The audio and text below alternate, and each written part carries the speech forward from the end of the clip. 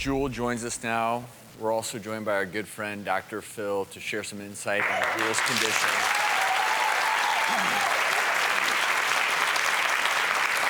So much to talk about. Jewel, I want to ask you, do you have any regrets about taking your own vision or the process with which you did take your own vision?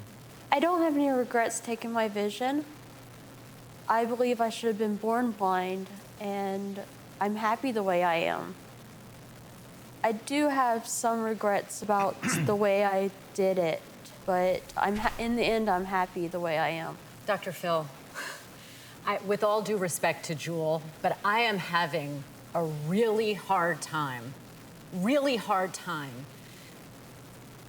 sitting so close to someone who traumatized herself, who damaged herself. We took an oath in medicine to help people. We see horrible tragedies every single day as doctors, and people who would give anything to go back and restore their vision, their health.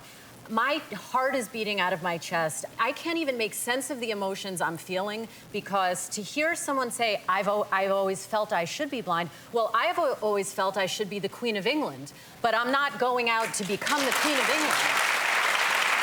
Well, let me argue the side of the advocates of this disorder. We had Dr. Michael First on the show. He is the professional that has coined the term BIID. And what they're talking about here are people that, from a very early time in life, they just have this strong sense that something about their body just doesn't belong. And they analogize this to gender identity disorder. Those people that grow up feeling like they're a woman in a man's body or a man in a woman's body, and they seek sexual reassignment surgery. That for a long time was considered to be extremely bizarre, and now it is not looked at in that way. So they often seek to have sexual reassignment surgery. And people don't have their heart beating out of their chest over that. But here, instead of a sexual reassignment, Jewel is saying, I want a sight reassignment, or someone wants, they just feel that an arm or a leg, some body part, they've just had this sense that this is foreign, it doesn't belong to their body.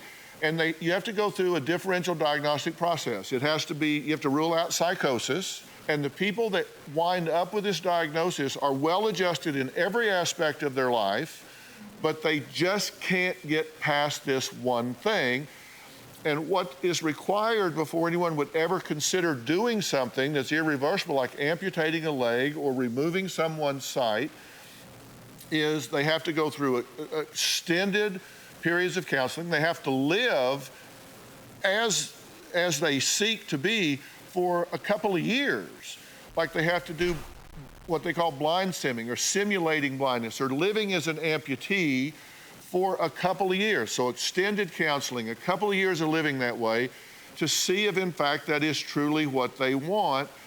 And only then are they considered a candidate for any type thing.